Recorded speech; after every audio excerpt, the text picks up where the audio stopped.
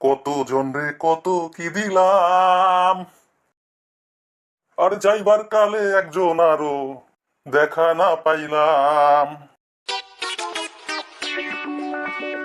আরে মদন দা, আর কতদিন এইভাবে ঘাড়ে করে দুধের ভার নিয়ে হেঁটে হেঁটে পাড়া গায়ে ঘুরে বেড়াবেন? এর চেয়ে বরং ৫-৭ হাজার টাকা দিয়ে একটা সাইকেল কিনে নিন।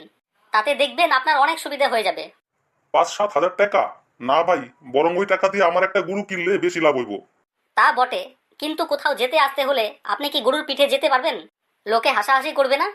হ, তা হাসবো ঠিক কথা, কিন্তু তার চেয়েও লোকে বেশি হাসবো যদি তারা দেখে যে আমি সাইকেল দুইয়ে দুধ বের করার চেষ্টা করতেছি।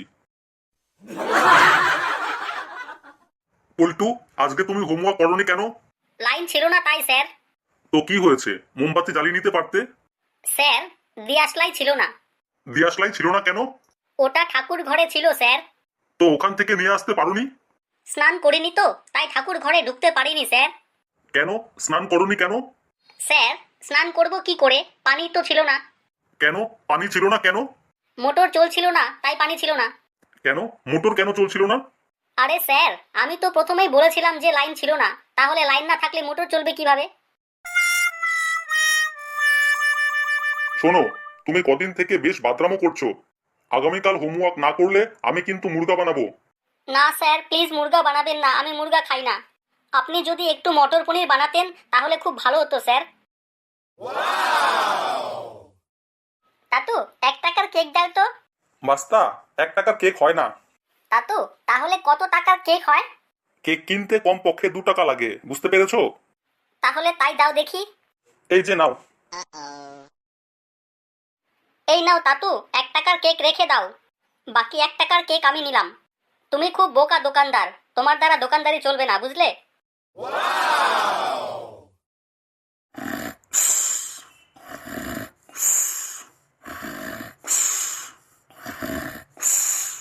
কি গো, ওঠো ওঠো, এত নাক ডেকে ঘুমোচ্ছ কেন? ওঠো। কি হলো, মাঝরাতে আমাকে এভাবে জাগিয়ে তুললে কেন? ডাকাত পড়েছে নাকি? কি আবার হবে, ঘুমানোর আগে তোমাকে ঘুমের ওষুধটা দিতে ভুলে গিয়েছিলাম, তাই ডাকলাম আর কি। আচ্ছা, তোমরা সবাই যুদ্ধে যাওয়ার জন্য মানসিক এবং শারীরিকভাবে প্রস্তুত তো? Yes sir. Yes sir. Okay, hands down. Sir, আমি যুদ্ধে যেতে পারবো না স্যার। কেন? আমি দূরের জিনিস একদম দেখতে পাই না স্যার। ঠিক আছে, কোনো অসুবিধে নেই। যুদ্ধক্ষেত্রে তোমাকে একদম সামনের লাইনে রাখা হবে, যাতে করে সবকিছু ঠিকঠাক দেখতে পাও। জানিস, আমি যখন প্রথম কলিকাতায় আসি তখন আমার পকেটে মাত্র 5 টাকা ছিল। অবাক ব্যাপার মাইরি। হরিদা, তুমি মাত্র 5 টাকা দিয়ে ব্যবসা শুরু করে এত তাড়াতাড়ি কোটিপতি হলে কি করে?